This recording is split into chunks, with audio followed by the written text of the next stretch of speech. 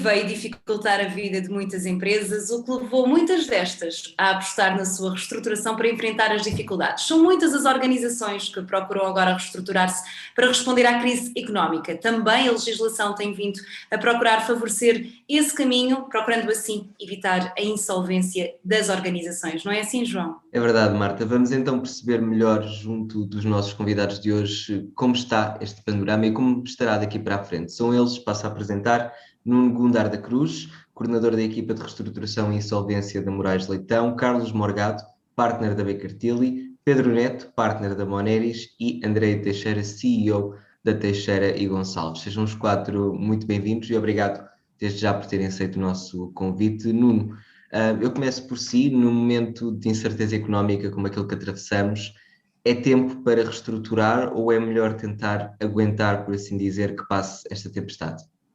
Olá, muito boa tarde e desde já agradeço a oportunidade para participar neste talk. Ora bem, a palavra é a palavra de evitar a insolvência, como há pouco foi dito pela Marta, ou seja, o que se pretende é que as empresas, que a gestão das empresas recorra o mais cedo possível aos instrumentos de recuperação e de reestruturação de passivo, se assim o quiser, através de processos que existem, que correm nos tribunais, ou de forma extrajudicial, ou seja, fora dos tribunais. À data de hoje é indiscutível, e isto vem também de recomendações da União Europeia, que evitar a insolvência vale mais do que avançar com uma liquidação em processo de insolvência.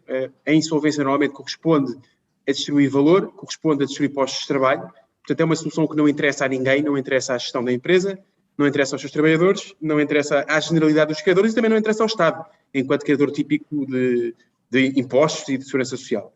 E, portanto, desde já, nos últimos 10 anos, em particular desde 2011, que a União Europeia, com as suas recomendações e também com a legislação de diretivas, também a recente diretiva sobre reestruturação preventiva, e a própria legislação que foi implementada em Portugal, é uma legislação que visa dar um impulso para a gestão das empresas no sentido de quanto mais cedo se reestruturarem, quando isso é necessário, melhor. E, portanto, a resposta muito direta à sua pergunta é: aguentar até que passe a tempestade não é uma boa solução. Aguentar até que passe a tempestade é provavelmente aquilo que normalmente leva a muitos casos de insucesso na reestruturação, ou seja, a gestão toma uma decisão tardia, quando essa decisão é tomada é tarde demais, portanto vamos acabar, enfim, a fazer as coisas em cima do joelho e depressa e bem não há quem, portanto acabamos em insolvência e não interessa a ninguém, como digo, e portanto, enquanto advogado que trabalha nestas matérias, o que eu digo sempre aos empresários é: bem vos entendo que a reestruturação por vezes parece-vos algo muito complexo e até temível, em particular quando se trata de processos de reestruturação que são públicos, ou seja, em que há aquele estigma para a empresa em submeter-se a esse tipo de instrumentos, mas a verdade é que isso é uma oportunidade e não é um momento final da empresa. E é esta a palavra, a meu ver, a dar. Muito obrigada, Nuno. Carlos Morgado, que medidas são essenciais para garantir um processo de reestruturação de sucesso? Já sabemos, através do Nuno, que aguentar até que passe a tempestade não é, sem dúvida, uma delas. Certo. Antes de mais, boa tarde e obrigado também à oportunidade que nos concederam de estar aqui presentes, da Baker Tilly estar representada. Eu diria que a primeira parte que é importante no sucesso de uma reestruturação é a estabilização da crise, ou seja, tomar as medidas necessárias de curto prazo para garantir que a empresa tenha capacidade financeira e tesouraria para conseguir fazer um plano mais detalhado para a sua recuperação. Depois há dois passos que eu diria que também são importantes, que é promover uma alteração da liderança. Portanto, à partida, se a empresa chegou onde chegou, é necessário até para recuperar a confiança com os stakeholders, promover uma alteração de liderança, contratando o gestor turnaround, tendo as capabilities necessárias, e depois, de certa forma, garantir o suporte dos stakeholders através daquilo que é uma política de comunicação aberta. Dois últimos pontos que gostaria de focar é que tem de haver também o delinear de uma estratégia de fundo, ou seja, a reestruturação não se limita a renegociar condições de pagamento e write-offs dos créditos que estão em dívida com os vários credores financeiros e comerciais. A reestruturação passa igualmente por delinear um plano de fundo que altere processos, que altere a forma da empresa estar no mercado, que altere eventualmente, promova mudanças organizacionais. Muitas vezes o que nós assistimos enquanto consultores é que os planos de reestruturação estão limitados a uma componente financeira que também é importante, e isso acaba por resolver temporariamente os problemas da empresa, mas no longo prazo não os resolve. Portanto, isso seria o meu comentário a fazer à pergunta que me colocou. Muito obrigado, Carlos Morgado. Pedro Neto, existem hoje, e sabemos, cada vez mais instrumentos legais de apoio à reestruturação das empresas, mas, e como o Nuno há pouco referia bem, parece ainda haver aqui algum certo estigma em recorrer a esses instrumentos. Eu pergunto-lhe como é que sugeria que podemos sensibilizar os empresários para terminar com esse estigma e talvez fomentar o acesso a esses instrumentos. Boa tarde, agradeço uma vez mais o convite para Nós é que agradecemos. e aos meus colegas do painel. Efetivamente, o Nuno referiu a palavra que eu acho que é essencial neste ponto, que é o tal estigma. Existe maioritariamente as empresas que nós temos são empresas familiares, pequenas empresas muito locais, em que existe este tal estigma das pessoas acharem que culturalmente um processo de reestruturação pode levar a despedimentos, pode levar a uma maior exposição deste empresário junto da sua comunidade, que faz com que haja uma retração e haja um natural empurrar da situação ou ver quando é que isto passa. E muitas vezes, conforme também disse o Nuno, quando existe depois a altura que é obrigatório passar à reestruturação, muitas vezes já vamos tarde.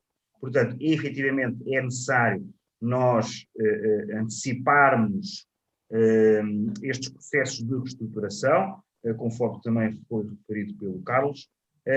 Estes processos só poderão ser... existem meios extrajudiciais, existem reestruturações que estão antes daqueles instrumentos como o PER, como o RER e outros mais.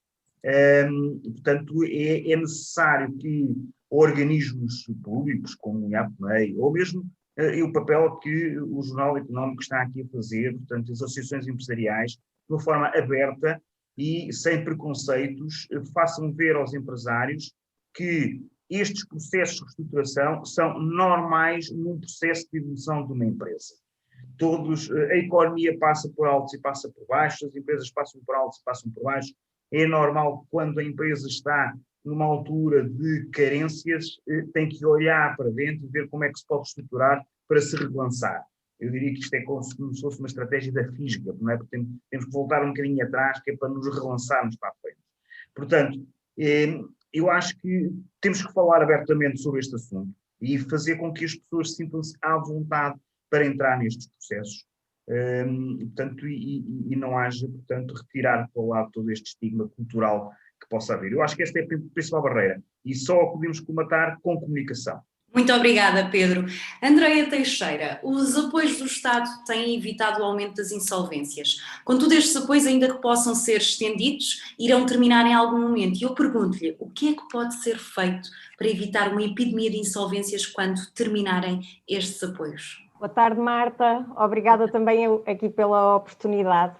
E eu, depois de ouvir aqui os meus colegas, parceiros de painel, só posso concordar com o que todos disseram e a estigmatização que recai sobre uma empresa, um empresário, uma marca, um conjunto de marcas associados a essa organização, quando ela assume um processo de reestruturação, é, de facto, uma questão.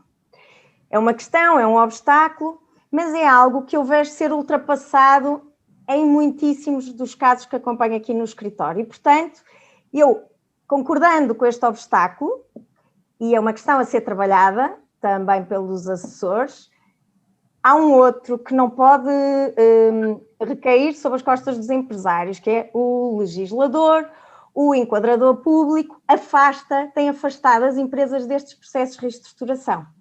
Não é só o empresário que tem medo e que não tem informação. Pronto, isso é um ponto. E então, o que é que acontece? Nós não podemos ficar muito admirados quando há um enquadramento próprio para empresas que sofrem com esta pandemia há quase um ano e esse enquadramento tem 3 ou 4 recursos a ele. Não podemos dizer que é falta de informação, não é? Todos os assessores o conhecem, todos os consultores o conhecem, se o empresário não conhece. E porquê é que eles não são utilizados? Não é por falta destes mecanismos, inclusive os extrajudiciais. não é por falta, quer dizer, não é por falta de informação, porque isso, se o empresário não conhece, o advogado, o consultor financeiro conhecem-nos. Chegados aqui, porque é que há requisitos? Se nós não queremos que aumentem as insolvências exponencialmente, porque é que há requisitos para acederem, por exemplo, ao PEV, que é um processo especial para recuperar empresas vítimas da pandemia que passam por ter, em 2009, um ativo superior ao passivo? Se todos sabemos que as insolvências que mais queremos evitar são estas, são as que têm passivos maiores que os ativos, portanto, esses têm mesmo que ir para processos de reestruturação, mas muitas vezes o passivo está colateralizado por ativos que são dos sócios, não são da sociedade. Portanto, retirar o acesso a estes procedimentos, pôr 10% dos credores, pôr 50% dos credores a fazer acordos prévios antes de se entrar para os procedimentos, é a mesma coisa que dizer existe, mas quem entra aqui tem que passar pelo que não pode passar quando está fragilizado. E, portanto, não são só os empresários que sim, que são conscientes, sabem que as suas marcas expostas nos jornais a dizer que recorreu, que está a reduzir pessoal, é terrível. Mas, quando os planos passam só por características, por mudanças em termos financeiros, é mesmo porque os empresários se desviam destes processos, por não terem acesso a eles. E nestes processos eles conseguem alterar questões de estrutura que fora deles não podem, por questões legais, não é? E, portanto, eu penso que não é só os empresários que têm que mudar o seu mindset, é também os enquadramentos que são criados com o realismo, não é? Muito obrigada, Andreia. Nuno, a tendência legislativa hoje vai cada vez mais no sentido de recuperar as empresas com instrumentos legais que privilegiam a reestruturação sobre a insolvência. Eu pergunto-lhe como avalia os instrumentos legais para a reestruturação das empresas.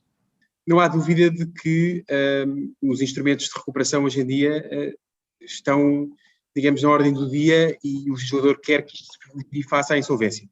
Desde mais ou menos já 10 anos, com aquela crise financeira grande que houve pelo mundo todo e que começou nos Estados Unidos, e seguindo um bocadinho os passos dos Estados Unidos, onde a recuperação e a reestruturação é vista como uma oportunidade e não como, enfim, como algo estigmatizante, que foram criados vários instrumentos.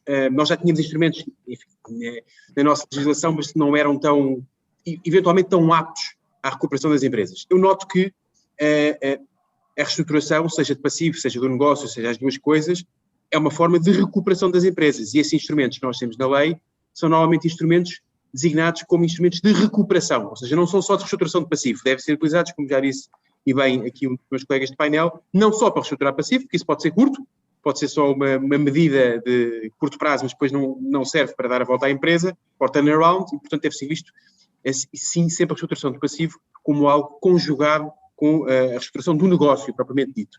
E, quando necessário, dos recursos humanos, evidentemente, e da liderança da empresa. Respondendo diretamente às suas perguntas, os instrumentos que nós temos são, muitos deles, bastante experimentados, a começar pelo PER. O PER tem 10 anos de uso, tem milhares de casos, aliás, se virmos na jurisprudência, a quantidade de decisões tribunais que há sobre isto, é um sem fim, há imensa coisa escrita sobre isto, e, portanto, é um instrumento, digamos, de eleição de recuperação de empresas em Portugal, em termos de instrumentos que correm nos tribunais. Depois temos um instrumento que é muito útil, que é o RER, que é o Regime Extrajudicial de Recuperação de Empresas, que não corre nos tribunais, mas que é muito útil, nomeadamente na perspectiva de reestruturação do passivo, pelos benefícios fiscais que pode permitir a quem participar nesse acordo de reestruturação. E, recentemente, o legislador português instituiu o PEV, que é o Processo Extraordinário de Viabilização de Empresas, que é uma espécie de PER, mas é uma espécie de PER mais acelerado e destinado às empresas cuja situação económica difícil resultou da pandemia do Covid. Eu diria, em termos muito gerais, estes instrumentos estão experimentados, são eficientes. No que toca àqueles que são mais antigos, como é o caso do PER e do RER, as empresas não devem ter medo de recorrer a eles, portanto, ou seja, os assessores têm capacidade, naqueles que estão especializados, para informar os seus clientes no sentido daquilo que é a previsibilidade pretendida pela empresa quanto àquilo que vão ser os passos do processo e a própria duração deles. Eu faço esta menção da duração, porque eu diria que pelo menos o PER, e acho que o PEV vai ser igual, são dos poucos processos judiciais em que, de facto, os tribunais cumprem os prazos. Ou seja, em geral, de facto, aquilo corre de forma muito célere corre com uma velocidade que é a velocidade esperada, que é a velocidade necessária para uma empresa que não pode ficar, enfim, 3 anos à espera de uma decisão do tribunal, por exemplo, para aprovar um plano ou homologar um plano de recuperação. Portanto, nesse aspecto, eu acho que nós estamos bem. Um bom exemplo disso, e para concluir, recentemente saiu uma diretiva comunitária de reestruturação preventiva, em que dá uma série de indicações sobre aquilo que o legislador de cada país da União Europeia deve fazer em matéria de instrumentos de recuperação de empresas, e eu devo dizer que Portugal é claramente um dos países que até está bem posicionado, ou seja, que já tem instrumentos bastante válidos para esse efeito. Nota final, estes instrumentos de recuperação têm que ser vistos não só como uma oportunidade de evitar a destruição de valor, mas também devem ser vistos como uma oportunidade de captar investimento. Ou seja, países que não tenham instrumentos como este não são capazes de captar investimento distressed. E hoje em dia todos sabemos que o investimento distressed é um investimento absolutamente essencial e com players muito grandes, muito importantes pelo mundo todo, que investem pelo mundo todo, e nós temos que ter instrumentos e tribunais e meios que respondem a estas necessidades. Porque se não tivermos isto, não vamos ter investimento, e estamos a falar de algo que nós precisamos, como é sabido. Muito obrigado, Nuno. Carlos Morgado, a pandemia, como sabemos, forçou inúmeras empresas e organizações a grandes adaptações no último ano e meio, quase 2 anos. Eu pergunto-lhe se é neste momento essencial reestruturar para responder às novas exigências do mercado que esta pandemia também criou. Eu diria o seguinte, para começar, que é, nenhuma empresa tem direito à existência, per si. Isso é uma mensagem que eu acho fundamental. E qualquer empresa que não esteja apta a promover a mudança está fadada ao declínio e, eventualmente, ao fracasso. E qualquer gestor que não seja capaz ou que seja incapaz de promover a mudança está a conduzir a empresa mais ano, menos ano para o seu declínio. Eu diria que é essencial as empresas, neste momento, promoverem a sua reestruturação, dados os efeitos do Covid, mas diria também que é essencial, mais essencial do que isso, é manterem uma mentalidade de um diagnóstico permanente do seu performance face ao mercado, para identificarem com alguma antecipação as necessidades que possam vir a ter. É a diferença entre medicina preventiva e medicina reativa. Eu sou favorável à medicina preventiva, e muitas empresas agora já tinham começado uma corrida, de certa forma, coxas, e agora estão a cair. E o ideal é que nem tivessem começado coxas e tivessem começado em boa forma. Portanto, a mensagem final que eu queria passar é essencial, sim, promoverem a reestruturação, mas mais do que isso, promoverem uma cultura preventiva de eventuais crises e que possam antecipar as mesmas. Pedro, é sem dúvida muito importante que as empresas sejam acompanhadas e aconselhadas por especialistas de fora da empresa num processo de reestruturação. Eu pergunto-lhe porquê. Essa questão vai muito de encontro àquilo que o Carlos também acabou de dizer, não é? A tal medicina preventiva. Efetivamente, nós temos que ter consciência dentro da humildade que deve também haver dentro das organizações, de que nós poderemos não ter as competências todas internas para desenvolver todas as estratégias necessárias. E daí que é necessário nós aportarmos às nossas organizações competências e valências que nos possam assessorar em todos os processos de desenvolvimento, quer seja num processo, conforme disse o Carlos e bem, preventivo, não é? Quer seja num processo em que já vamos um pouco mais tarde e que tenham que se tomar medidas um bocadinho mais, diríamos, agressivas, não é? Ou mais, portanto, em cima do acontecimento. Quer para uma situação, quer para outra, a assessoria é importante, porque existem experiências que vêm de outras situações, que poderão ser aportadas para dentro da organização. Portanto, fazer um bom planeamento dos processos, das reestruturações.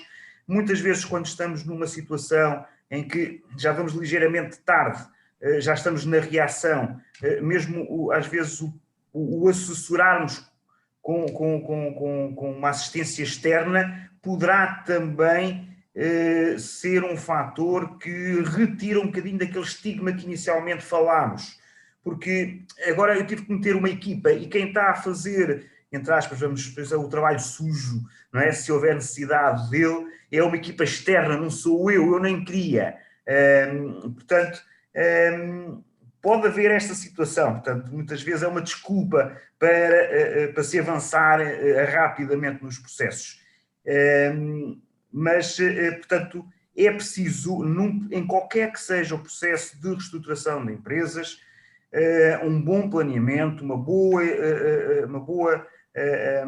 percepção daquilo que é a viabilidade económica da empresa, para que os projetos e os planos sejam coincidentes com aquilo que é a estratégia que vai ser desenvolvida, quer seja extrajudicial, preventiva, quer seja judicial. Aquilo que nós temos que fazer tem que ser coincidente com aquilo que é possível, porque senão estamos mais uma vez a enganar a nós próprios. E aí, sim, é preciso que a empresa consiga aportar conhecimento, muitas vezes externo, que, como se costuma dizer, que possa ser o advogado do diabo, não é? Portanto, e fazer questões, às vezes simples, mas que são essenciais para que a empresa consiga sobreviver. Muito obrigado, Pedro Neto. André Teixeira, para terminarmos, eu pergunto-lhe, porque considerando esta crise que a maior parte das empresas atravessa, com muitas das suas fragilidades até expostas, como é que a André avalia os mecanismos que o Estado criou e continua a criar para ajudar as empresas a atravessar esta crise? Bom, João, é o seguinte, há um momento, e em termos económicos, macroeconómicos, eu penso que os instrumentos que foram sendo disponibilizados têm tido sucesso, no sentido de evitar indicadores macroeconómicos mais graves para aquilo que se tem passado ao nível das empresas e do nível de trabalho. Nós temos empresas com portas fechadas, meses a fio, encargos a cair regularmente, porque a água, a luz, o gás, as rendas, essas coisas são da vida e não há estado de emergência que as tire da vida dos empresários. Qual é o problema disto?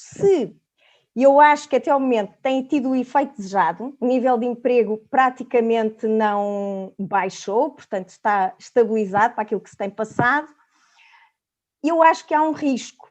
É o risco de essas medidas terem proporcionado.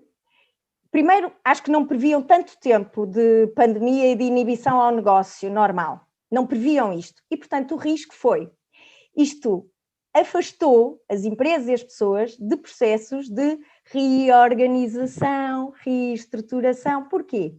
Porque o nível de emprego podia ser mantido com poucos custos, contra agora há dificuldade acrescida de reajustar, porque há compromissos que derivam de ter aceito esses apoios e que impedem de reestruturar a dimensão das empresas.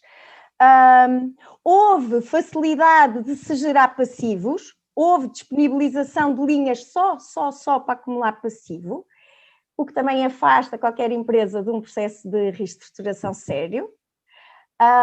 E o que é que vai acontecer? Por exemplo, as linhas Covid mais divulgadas e mais procuradas também tinham limites em cada banco, portanto não tiveram tão amplamente disponíveis, mas não tinham, por exemplo, os tradicionais avais pessoais, são avais do Estado, 90%. Portanto, nós estamos a falar, eventualmente, de um problema que não está tão bem resolvido, está apenas, se calhar, pré-datado ou pós-datado, isto é, se a empresa conseguiu gerar um passivo com mais facilidade do que teria noutra altura qualquer, não se reestruturou e ainda, se calhar, não está a suportar esse passivo que gerou, nós podemos ter, de facto, um problema bem resolvido hoje, mas adiado, não é?